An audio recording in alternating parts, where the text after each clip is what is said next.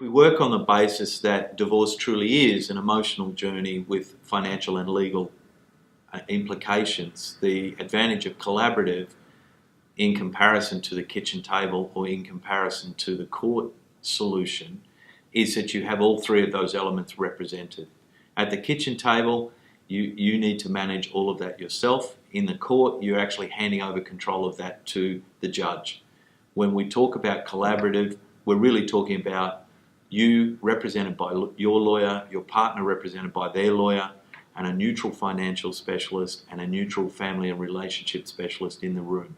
All of whom have a role to play in order to help guide you through the problem-solving process, which is how is your divorce going to look? How do we get you to the best outcome possible as a consequence of that? I think more people would choose collaborative if they knew about it. I think the biggest impediment to getting collaborative going is not the product.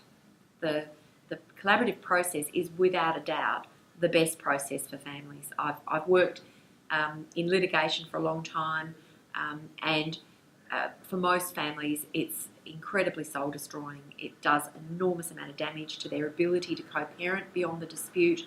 It costs them a fortune. It's incredibly time consuming, takes forever, and it's very stressful. So it's not a product that anyone in their right mind would buy. When we're selling litigation, we're saying to people, give me an awful lot of money, but I can't actually tell you how much, but I can tell you it's going to be an awful lot. It's going to take an awful long time, could be years that you'll be tied up in court, and will do untold damage to your family, and I can't guarantee any outcome. Can't say for sure which judge we're going to get, how they're going to evaluate the evidence, how the evidence will pan out on the day. So you're taking an enormous risk. Now, no one in the right mind would go down that path unless they absolutely had to. Not everyone can do things at the kitchen table. They just need a little bit more support than that. And so collaborative is a really good model for them to be able to help themselves.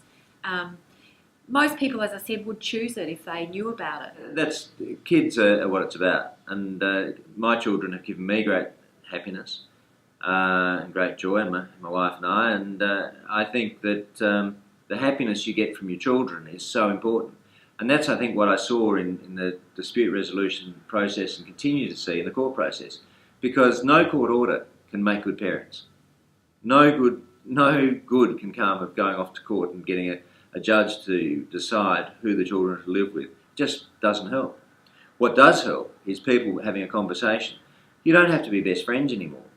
But you've got kids you love, as I love my own children. And being able to help people move forward is that's what gets me up in the morning, gets me to work. And when I go home at night, knowing that I've helped people rather than tip petrol on a dispute is that's very satisfying. And I think it's given me a new lease of life in practicing law. I've always had a passion for helping people, particularly where there's been, particularly where there's a power imbalance or there's vulnerability there, and that's something that I can't remember ever not feeling that way. So even back in my school years, it was always something that I felt passionate about, and because it can be quite confronting to go and I guess bare your soul to a stranger, if you will. So it takes a lot of courage, and it can also be quite anxiety inducing for people. So that's the first thing I like to do, is just to be able to check in and see where they're at that point in time when I first meet them. And then it's about, in that first meeting, really getting an understanding about what's going on for them in their world. I find that it's very important when I can see even small steps being taken that I know are part of the healing journey, because what we know is that family breakdown truly is one of the biggest adjustments that adults and children have to make. It's very, very challenging, and a lot of emotions are involved in that. So when I'm seeing people being able to work together, even reach one small step going forward, it's extremely satisfying, because we know that when you actually make one positive step forward, you're starting to form a platform on which to build other positive steps. So in fact, that is creating new and proper pathways for the people.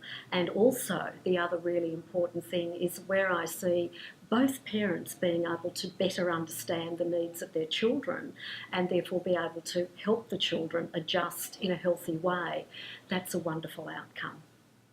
Another example was interesting in one of our cases, one of our early cases, the parties were arguing at the beginning, before they even talked about all the big issues, they were arguing over bits of memorabilia, bits of personality, little bits of the children's trophies and bits and pieces that had no value, intrinsic value.